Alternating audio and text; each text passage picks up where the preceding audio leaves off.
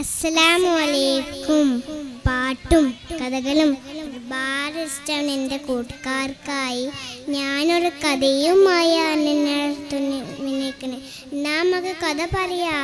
ഉമ്മയെ വളരെ അധികം സ്നേഹിച്ചൊരു മകനാണ് യഹ്യാ ബുനു സർഫ്.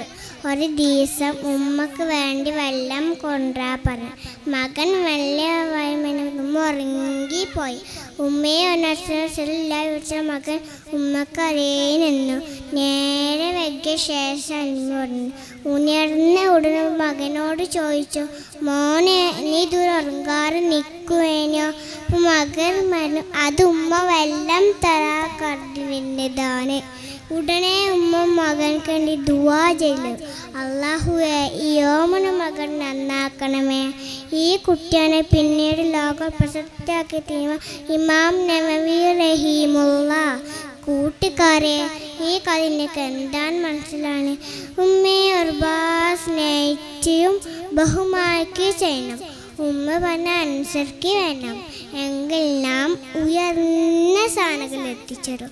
ഇതുപോലുള്ള കുട്ടികളെ അള്ളാഹു നമ്മളെ ഉൾപ്പെടുത്തട്ടെ. ആമീൻ. അസ്സലാമു അലൈക്കും.